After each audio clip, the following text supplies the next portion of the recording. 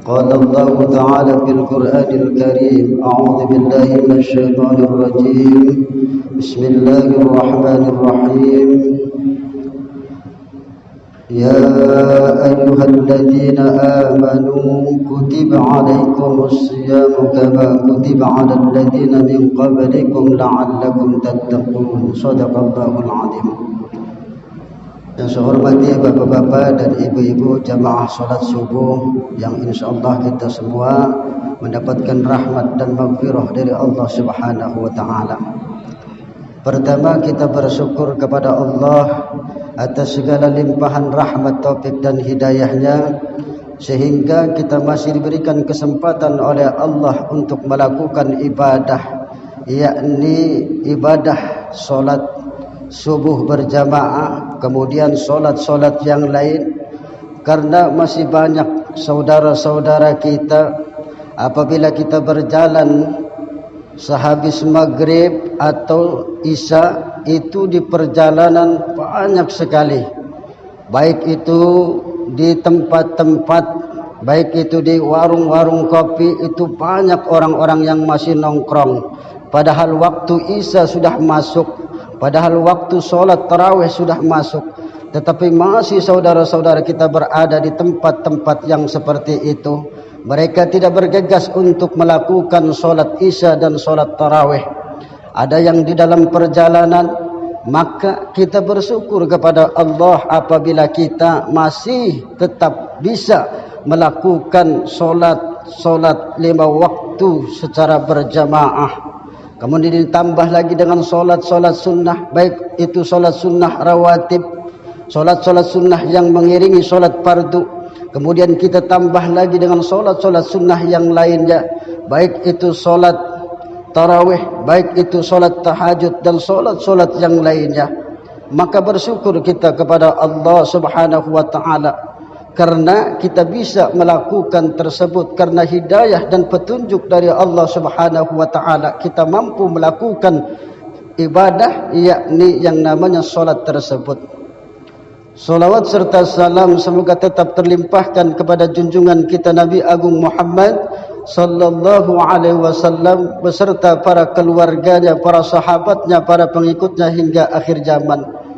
Karena beliaulah kita bisa seperti ini, bisa memeluk agama Islam, bisa beriman, bisa mengenal Allah Subhanahu wa taala karena jasa beliaulah.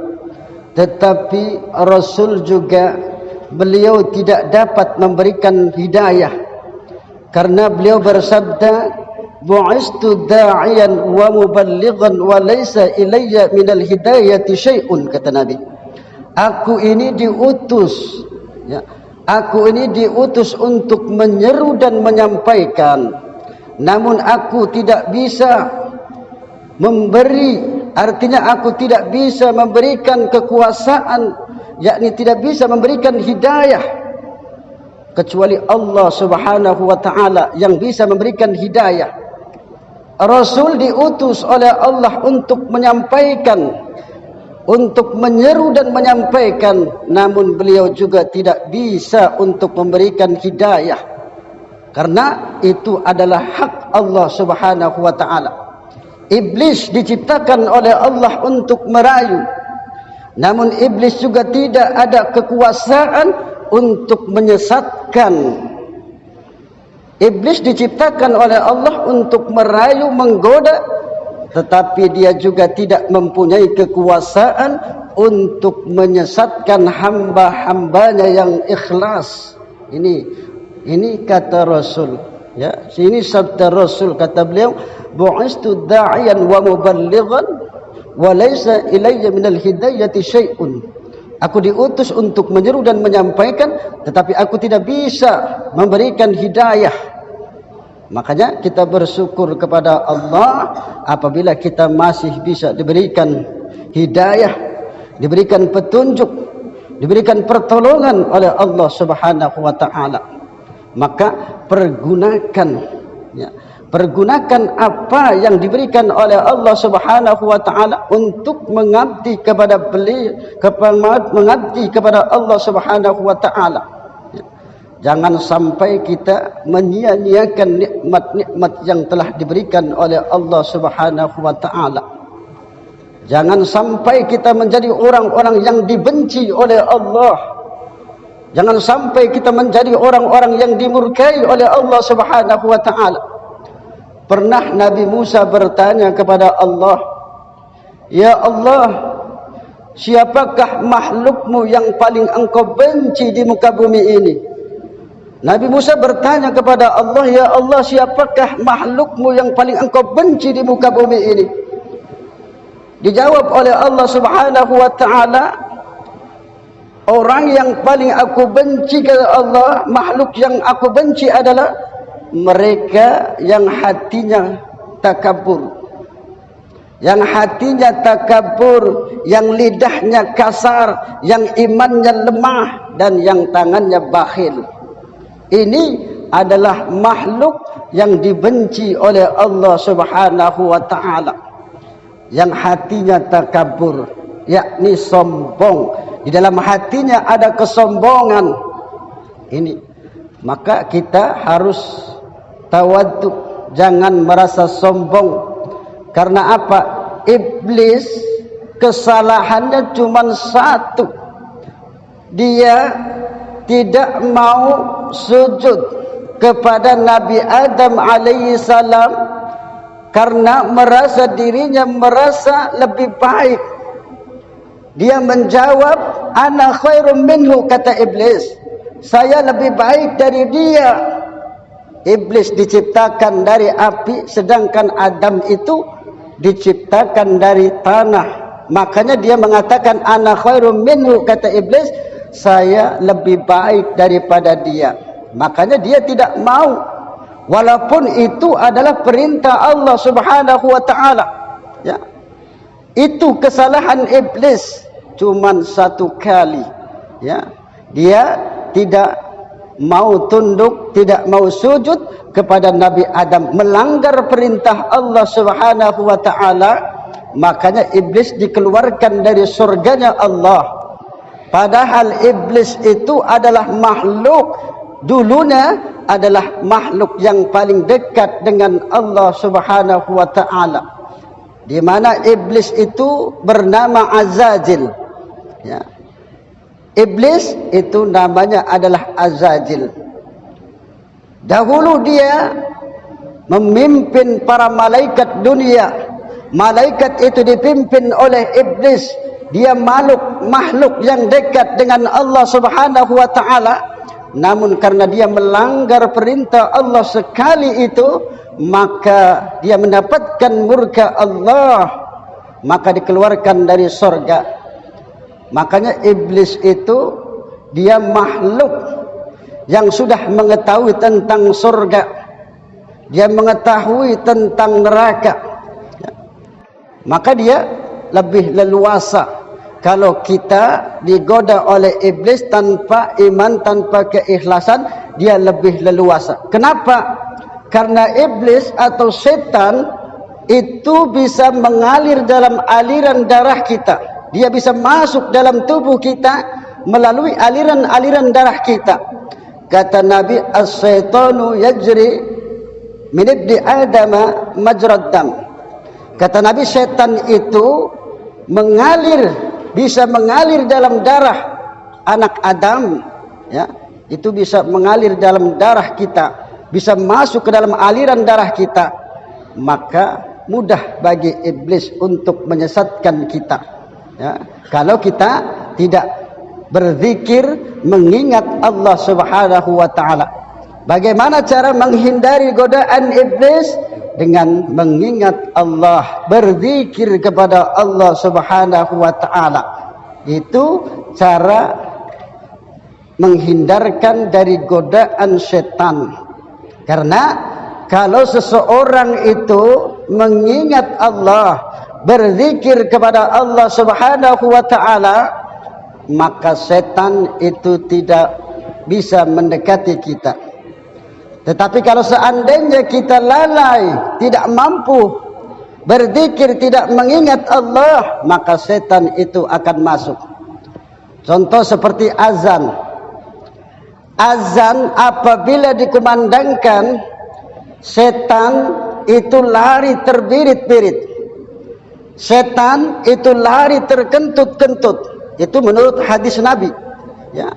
Apabila azan dikumandangkan, setan itu lari terbirit-birit, lari terkentut-kentut, itu setan.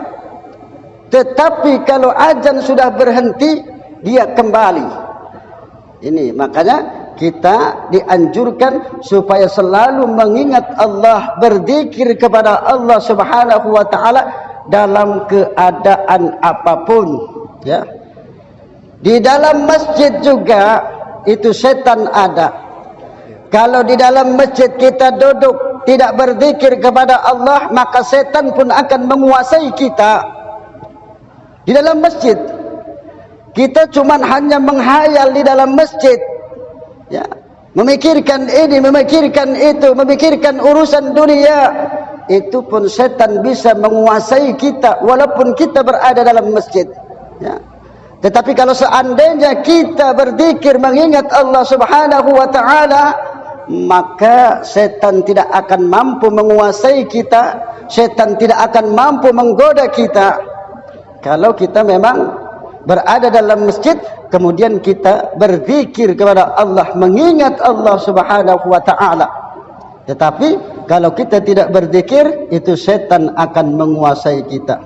Maka makhluk yang paling dibenci oleh Allah adalah yang hatinya takabur, yang mempunyai hati yang sombong. Makanya dalam hadis yang lain, la yadkhulul jannata, tidak akan masuk surga orang yang ada dalam hatinya itu ada seberat sawi saja, seberat biji sawi saja kesombongan, ya. Kalau kita mendengarkan hadis ini, maka kita harus berusaha agar hilang sifat seperti ini, sifat yakni sombong ini, supaya kita menjadi orang-orang yang tawaddu, orang-orang yang rendah hati. Jangan sampai kita menjadi orang-orang yang sombong. Banyak diakibatkan karena kita mungkin memiliki ilmu, ya. Kita menjadi orang yang pandai baik dalam ilmu agama, kemudian ada penyakit di dalam hati kita, sombong, ya. Mungkin juga kita merasa memiliki harta yang banyak, memiliki kekayaan yang banyak, kemudian kita dalam hati juga ada kesombongan, ya. Banyak akibat seperti ini membuat kita menjadi makhluk yang dibenci oleh Allah Subhanahu wa taala. Lalu yang kedua, orang yang dibenci oleh Allah adalah lidahnya kasar. Dia sering berkata menyinggung perasaan teman atau kawannya. Makanya hati-hati, karena lidah inilah terjadi pertengkaran di antara kita sesama teman, sesama kawan, ya. Karena lidah inilah bisa terjadi keributan, bisa jadi peperangan, ya. Jaga lidah kita. Makanya di dalam bulan puasa ini supaya kita menjaga lisan kita. Pernah kita sampaikan hadis tentang orang-orang yang dirindukan surga itu adalah al-jannatu mustaqatun ila arba'ati, ya. Al-jannatu mustaqatun ila arba'ati nafarin, bahwa surga itu merindukan 4 orang. Yang pertama talil Quran, orang yang membaca Quran. Yang kedua wahafidil lisan, orang yang menjaga lisannya. Yang ketiga wa mut'imul ji'an, orang yang memberi makan orang yang lapar. Dan yang keempat was-shaimina fi syahri Ramadan, orang yang berpuasa di bulan Ramadan, ya. Itu surga merindukan orang-orang yang melakukan amalan-amalan itu, ya, perbuatan-perbuatan itu, yakni orang yang membaca Quran, orang yang menjaga lisannya, ya. Kemudian orang yang memberi makan kepada orang yang lapar, dan orang yang berpuasa di bulan ini, bulan Ramadan. Sebentar lagi kita juga akan berakhir bulan Ramadan. Tinggal beberapa hari lagi. Mungkin minggu ini adalah minggu terakhir kita berpuasa. Minggu depan sudah mulai kita berlebaran. Ya, minggu depan sudah mulai lebaran. Karena mungkin hari raya itu mungkin diperkirakan hari Sabtu. Ya, tapi kita tunggu keputusan dari pemerintah. Apakah hari Jumat ataukah hari Sabtu, itu hari rayanya. Kita turut dengan pemerintah saja, ya. Kalau kita berlebaran, nah makanya kita usahakan di hari-hari terakhir ini, ya, kita lebih kuat lagi untuk melakukan ibadah, amalan-amalan yang disunnahkan oleh Rasul di akhir-akhir bulan Ramadan ini sudah saya jelaskan pada pertemuan-pertemuan yang lalu. Maka jaga lisan kita, jangan sampai lisan kita itu bisa membuat orang kecewa. Jangan sampai lidah kita, lisan kita terjadi pertengkaran di antara sesama kita. Ini orang-orang yang dirindukan surga, mereka menjaga lisannya. Lisan yang kasar itu termasuk makhluk yang dibenci oleh Allah Subhanahu wa taala. Kemudian yang ketiga, yang imannya lemah, ya, kepercayaannya lemah, keyakinannya lemah. Ini termasuk orang yang dibenci oleh Allah Subhanahu wa taala. Orang yang imannya lemah, yang keyakinannya lemah, antara percaya antara tidak, ya. Ini iman ini sangat-sangatlah penting. Karena apa? Karena tanpa iman, ya, kita beramal tanpa keimanan, maka amal itu tak akan diterima. Jadi harus iman dulu. Aman wa amilus solihah, beriman kemudian beramal soleh, ya. Maka akan mendapatkan pahala di sisi Allah Subhanahu wa taala. Kita melakukan amal ini namun kita tidak yakin, tidak beriman dengan amal perbuatan kita, ya, masih ragu dengan perbuatan kita, dengan amal kita, maka amal kita tidak ada gunanya karena tidak memiliki keyakinan, tidak memiliki keimanan. Maka iman ini sangat ditekankan, ya. Iman kemudian beramal soleh, beriman dan beramal soleh. Maka orang yang dibenci oleh Allah adalah orang-orang yang imannya lemah, ya, keyakinannya lemah. Ini termasuk orang-orang yang dibenci oleh Allah Subhanahu wa taala. Lalu yang keempat, orang yang dibenci oleh Allah itu adalah tangannya bakhil. Artinya orang yang kikir, orang yang pelit. Itu termasuk makhluk yang dibenci oleh Allah Subhanahu wa taala. Orang berilmu, orang yang pintar, ya, tetapi dia bakhil, itu termasuk orang yang dibenci.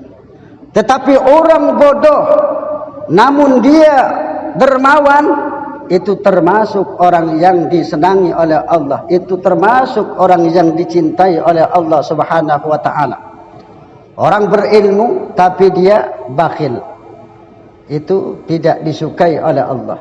Tetapi orang bodoh, dia dermawan, itu disukai oleh Allah Subhanahu wa taala.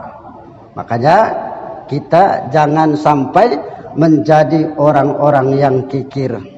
Kalau kita memiliki harta, ya, memiliki kekayaan, jangan sampai kita menjadi orang-orang yang pelit. Apalagi di bulan Ramadan ini, perbanyak kita bersedekah, perbanyak kita berinfak, ya, agar harta yang kita miliki itu ada manfaatnya untuk akhirat kita, untuk sesudah kematian kita. Harta yang kita miliki itulah yang kekal, yang kita infakkan, yang kita sedekahkan, ya, yang kita wakafkan, itulah harta yang kekal abadi, ya. Kalau kita disimpan di bank, misalkan, kalau kita disimpan di rumah, itu bisa saja kemalingan atau dicuri orang. Tetapi kalau kita infakkan, kalau kita sedekahkan, itulah harta yang kekal. Harta itu akan berbicara. Dia sedikit tetapi akan dibanyakan, ya. Dia dulu tidak kekal, maka akan kekal. Dia dahulu dijaga oleh yang punya, namun setelah diinfakkan, harta itulah yang akan menjaga kita. Kalau sudah diinfakkan, harta itu kalau belum diinfakkan, itu kita yang menjaganya harta tersebut. Tetapi kalau sudah diinfakkan, sudah disedekahkan, sudah diwakafkan, maka harta itulah yang akan menjaga kita, ya. Ini masalah harta, masalah kekayaan, masalah kita memiliki kelebihan rezeki dari Allah Subhanahu wa taala. Maka jangan sampai kita menjadi orang-orang yang pelit. Jangan sampai kita menjadi orang-orang yang kikir. Karena orang yang bakhil itu termasuk orang-orang yang dibenci oleh Allah Subhanahu wa taala. Maka berusahalah kita.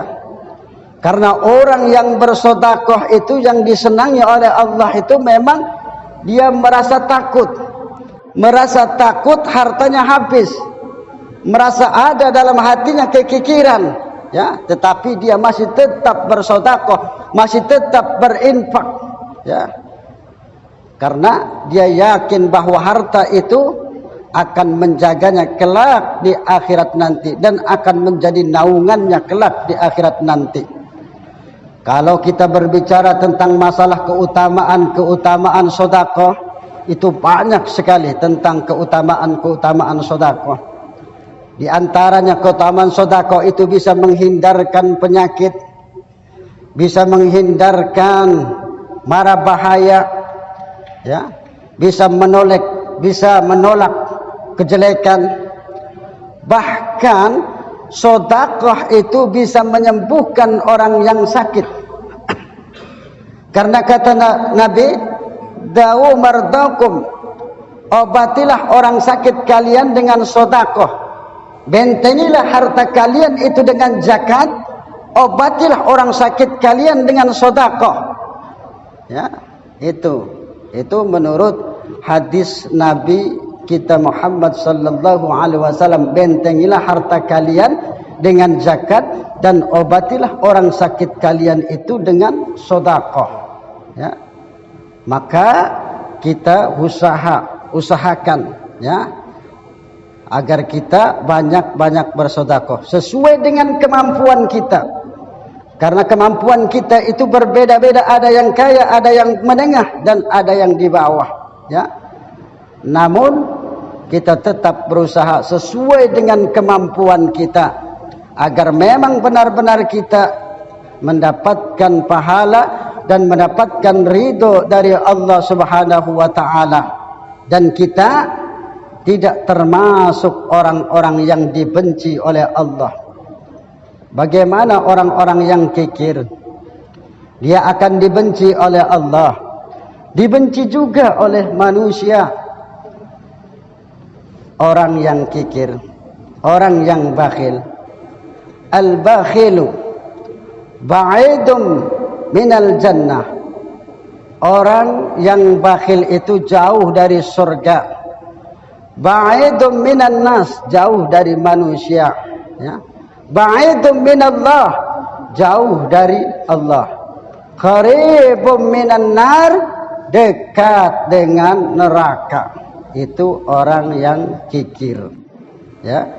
Maka usahakan jangan sampai kita menjadi orang-orang yang pelit, orang-orang yang kikir. Jangan sampai kita menjadi makhluk yang dibenci oleh Allah Subhanahu wa taala. Dan jangan juga sampai hati kita ini keras, ya. keras bagaikan batu, tidak mau menerima kebenaran. Kebenaran itu walaupun datangnya dari siapapun, ya, mungkin orang tersebut adalah lebih rendah jabatannya dari kita, namun apa yang disampaikannya adalah kebenaran, maka kita terima kebenaran tersebut. Jangan menjadi orang-orang yang keras hati. Jangan seperti orang-orang Yahudi, jangan seperti orang-orang dari kalangan Bani Israel, mereka keras hatinya, ya. Makanya mereka dikutuk oleh Allah, mendapatkan kesengsaraan di dunia dan kelak di akhirat, karena mereka mempunyai hati yang keras. Arba'un minas saqa, ada 4 hal yang termasuk celaka orang. Yang pertama adalah jumudul aini, orang yang matanya kering, orang yang tidak pernah menangis. Wa qaswatul qalbi, orang yang